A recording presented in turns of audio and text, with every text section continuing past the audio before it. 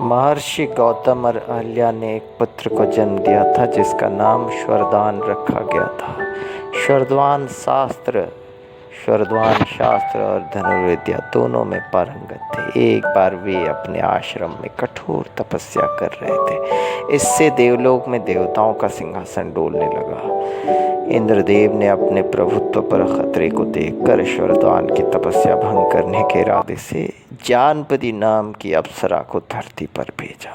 जानपदी अपनी सुगंध और सुंदरता से श्वरदान की तपस्या से ध्यान भटकाने में कामयाब रहीं। जानपदी की कामुकता से मोहित होकर श्वरदान का वीर्य क्षलित हो गया और नीचे रखे गए सरकंडे पर गिर गया। ये देख श्वरदान को बहुत ग्लानि हुई और वे सब कुछ छोड़कर वहाँ से चले गए।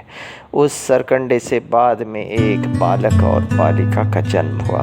उन्हें राजा शांतनु ने अपना लिया। राजा शांतनु को लगा कि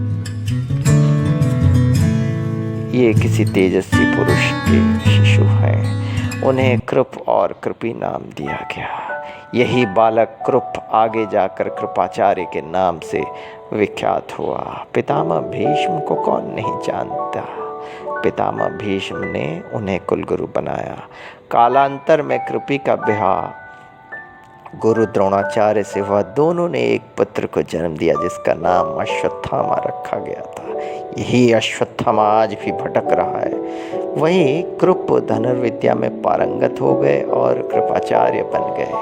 वे कुरुवंश के कुलगुरु तो बने, उन्होंने कौरवों और पांडवों को शिक्षा भी दी है।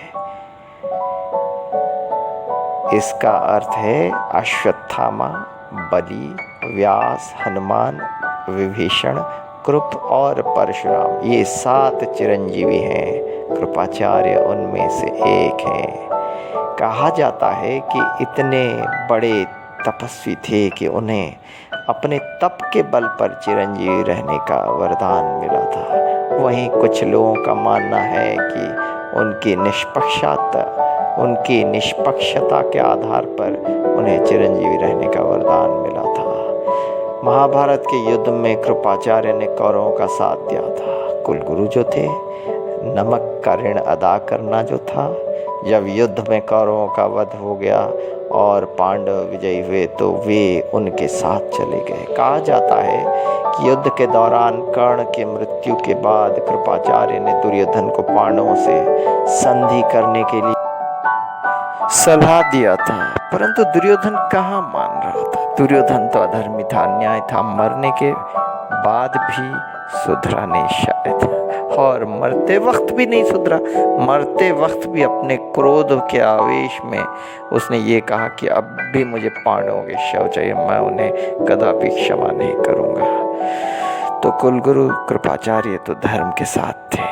वो तो नमक का ऋण अदा करने के लिए यूं ही युद्ध कर रहे थे कौरवों के साथ।